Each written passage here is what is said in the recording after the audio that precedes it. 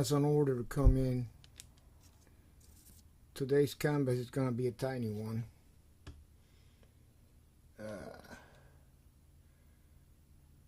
Not that there's anything wrong with tiny, but like I say, it's not the greatest anymore, so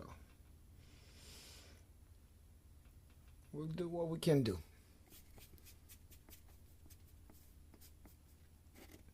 These smaller factor canvases are a lot of fun. In all honesty,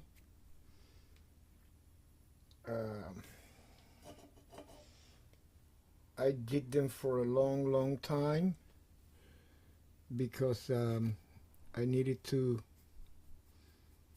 save my resources. And of course, if you're trying to save money, the most expensive is typically your paints. And the bigger the canvas, the more paint it will demand. So I was doing this quite often. Actually, a couple of years, because what happened was that I was on unemployment for a short period of time, and if you're on unemployment, you gotta count your pennies. Whatever you spend too much on today, you might need tomorrow. So none of that wasting stuff. However, I did learn a lot with it, with the stuff that I did. Specifically, you learn when you're working in such a small frame, you learn to size your subjects from medium, small, or whatever to tiny, and it also requires the use of smaller brushes, a lot smaller. So anyways, this is my sketch for today, and it's nothing too detailed, but it's detailed enough. Honestly, it is. Okay, that was just white and blue. I'm gonna start mixing paints now, and I think that this is gonna go here like this. Yeah, so we can show that drop, and here like this. Let's put some we gotta make us a nice green, and we're gonna make that with a little bit of yellow ochre and a tiny bit of coal black.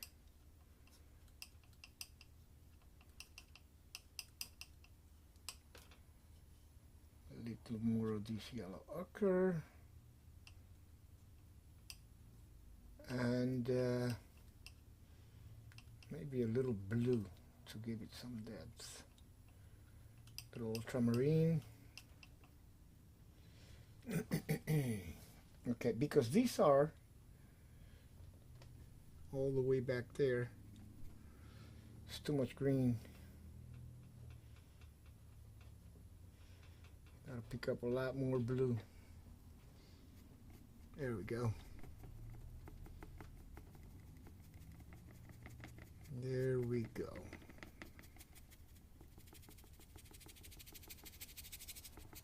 And these are far away, so they're not really critical.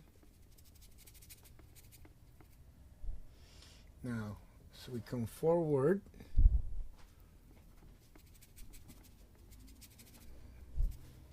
we can start with our darker values.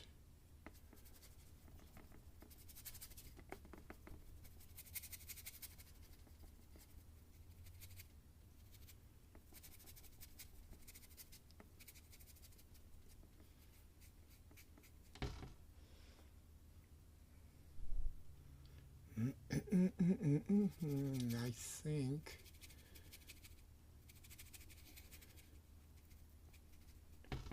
that if I take this all the way back here, I will be able to make like a bed for that water coming down.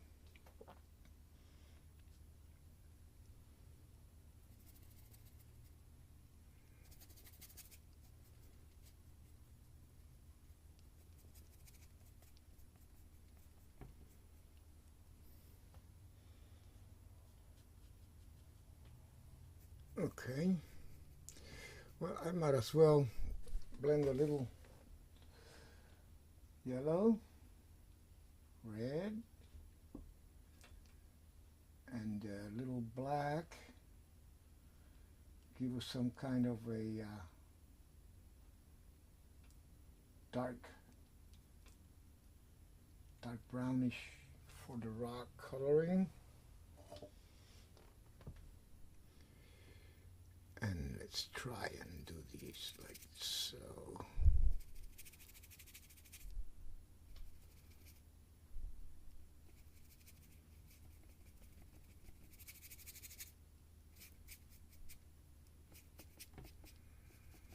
It's not bad.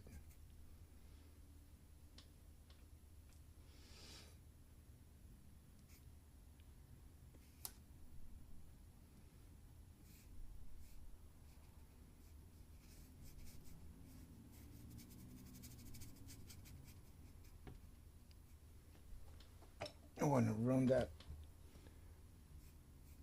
brown into the water, kind of a reflection.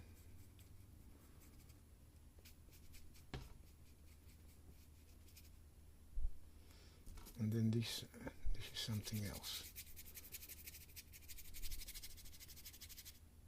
This is okay.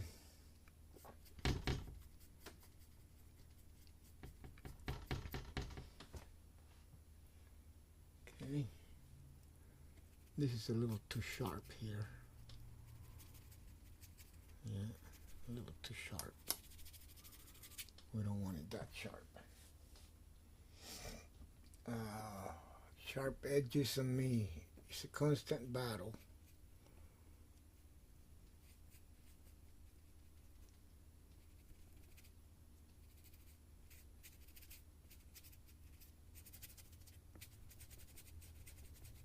Maybe I'll slope it like so.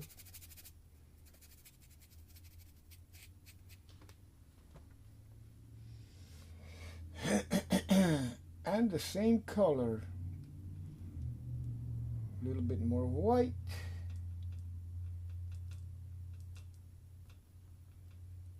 And a little bit more yellow.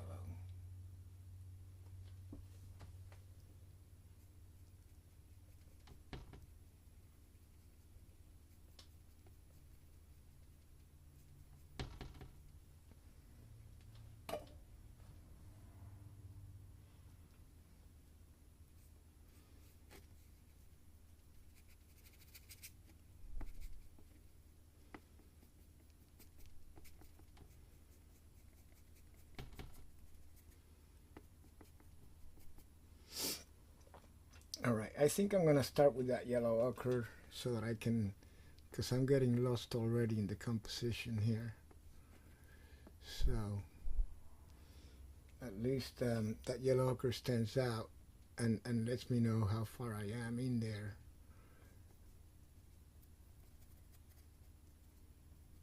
Even though I doubt I'll be able to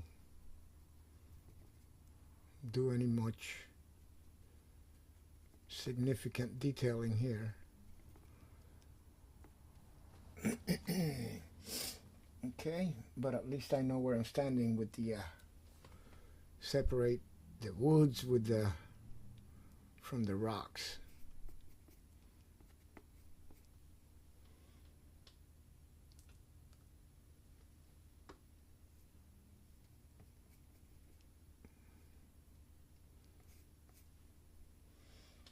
Maybe these are slightly gray here, more like a rock coloring. Yeah, I think I like that.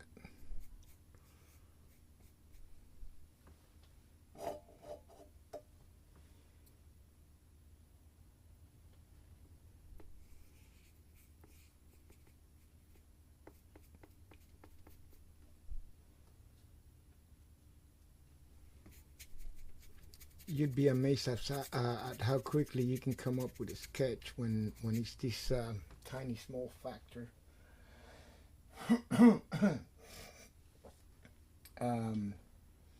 It is just a sketch. It can become a nice painting, but we can't kid ourselves here.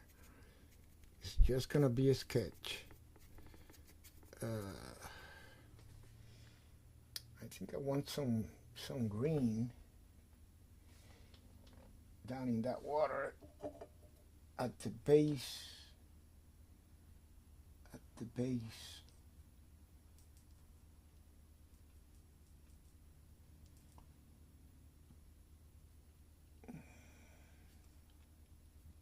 Too green, maybe.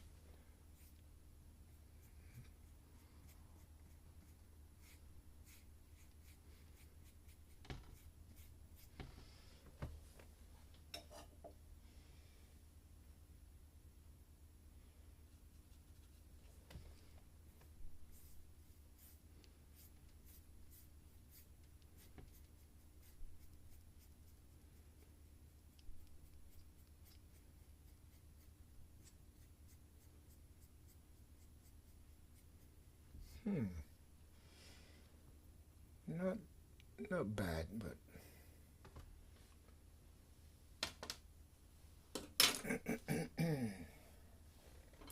I should have clamped my canvas because I want to put some force into this thing here, and it's moving on me.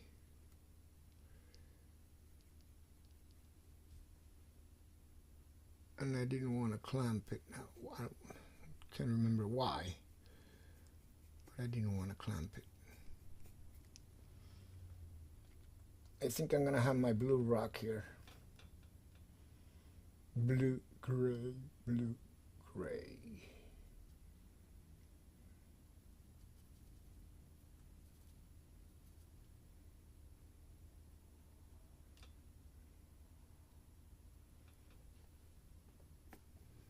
Yeah.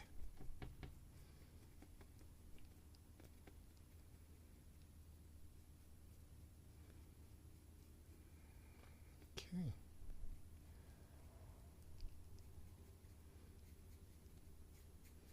Hey, I think it's coming along.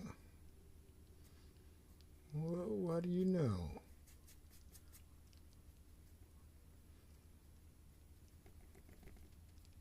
Put some dark back here.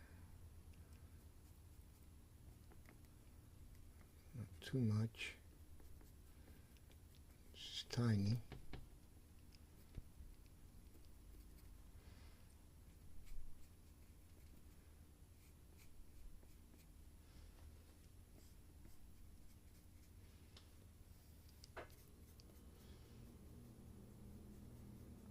Okay, yep, I think I'll put another rock there and then the water streaming this way.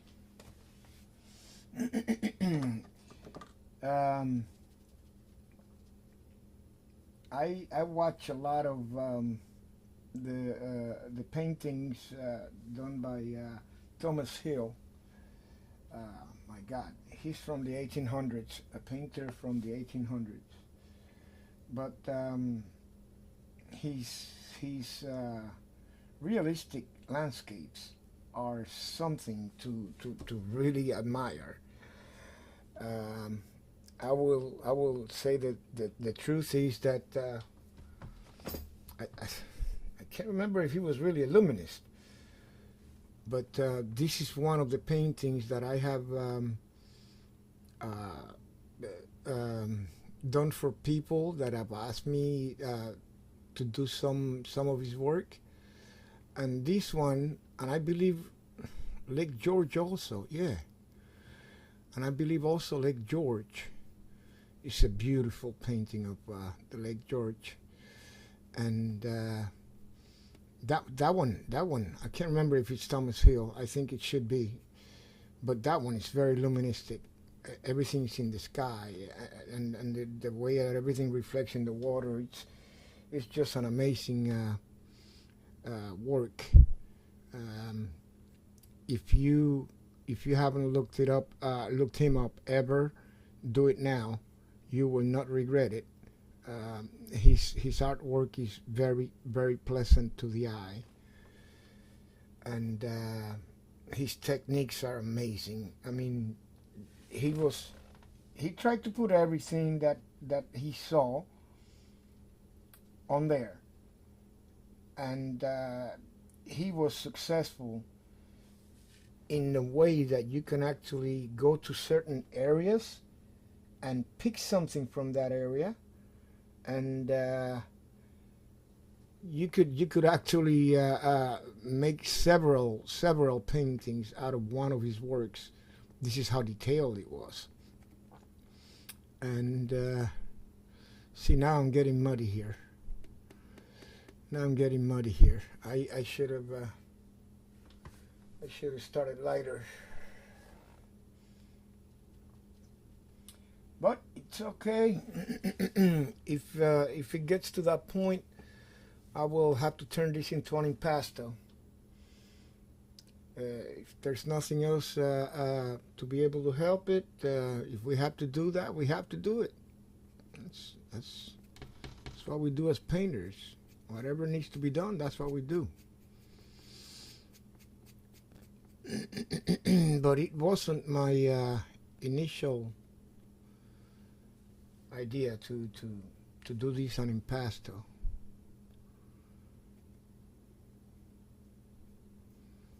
However, it is what it is, and it's not what it isn't.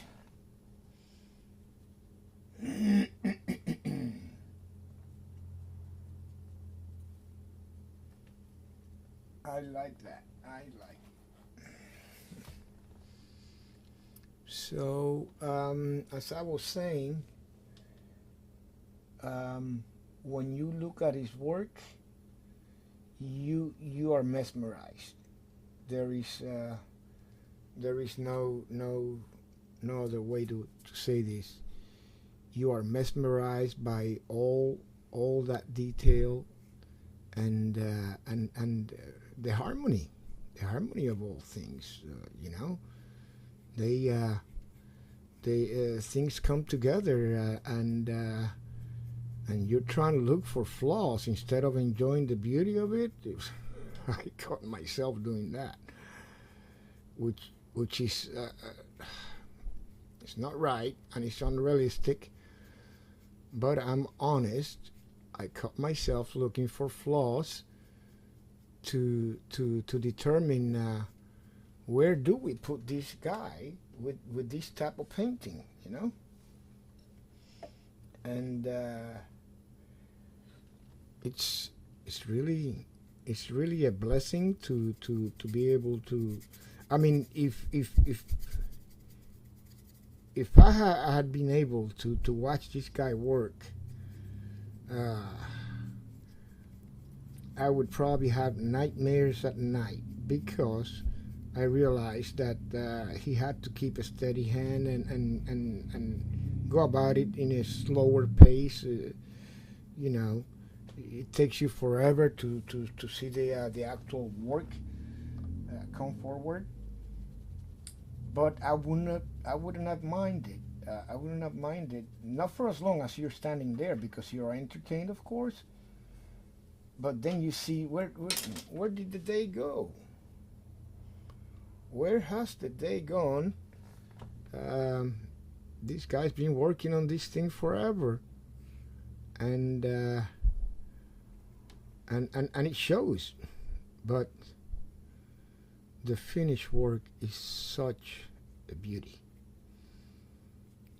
Um, there was a friend of mine down in the island in the Caribbean. He had a similar approach, but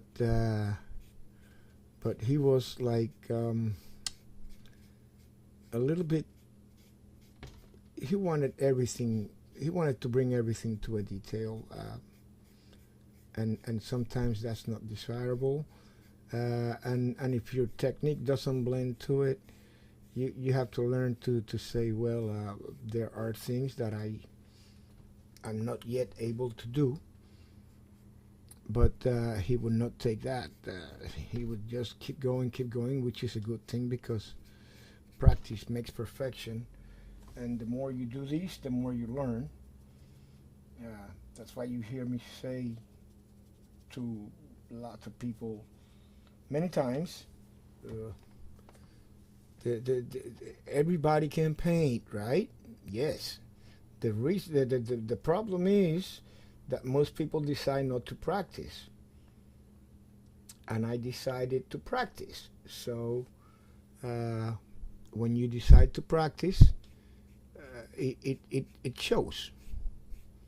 It shows. It comes out. You are just making yourself better and better and better. You know, we're not born knowing pretty much anything. So the more we do these kind of things that we were not born doing, the better we become at them.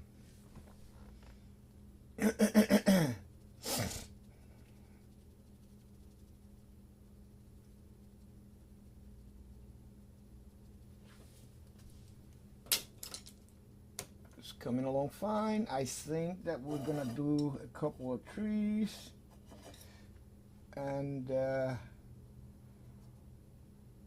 we'll probably figure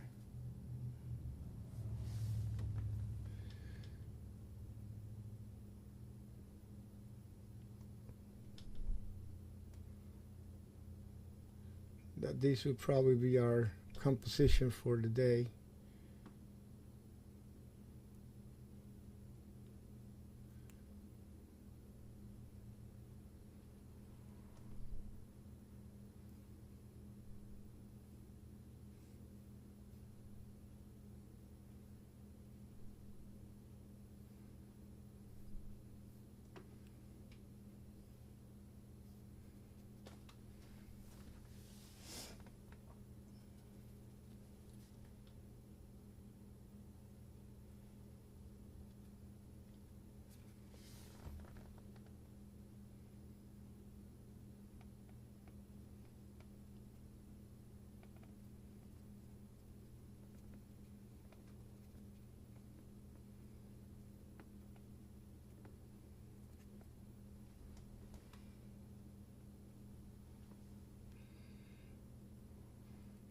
I'll put too much detail on these because they're supposed to be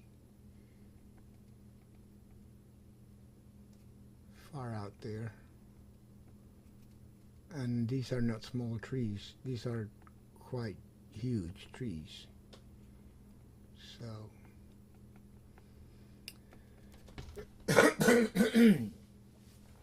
but now the sun has to peek through from somewhere into this area here.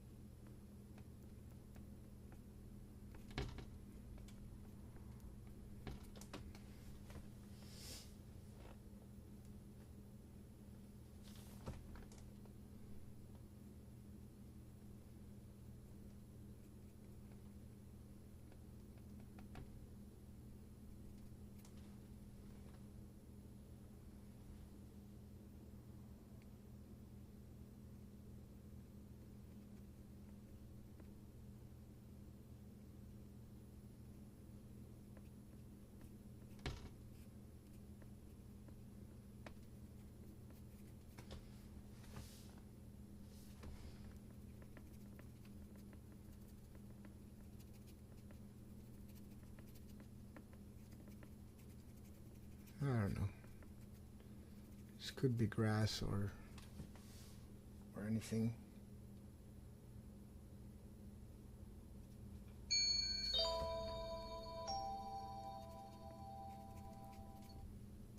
But I think that I'm gonna leave my sketch right there,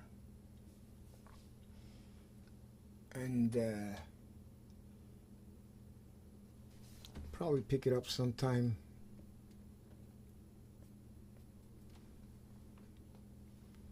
during the week.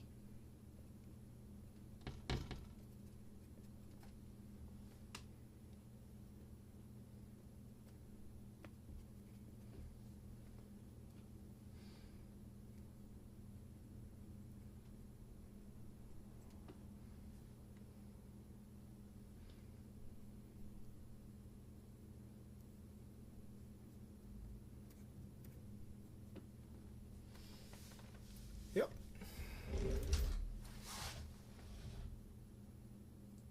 That's all, folks. 4x6, no, 5x7. 5x7 is the size. Pretty decent sketch. We'll see what comes out of it. See you later.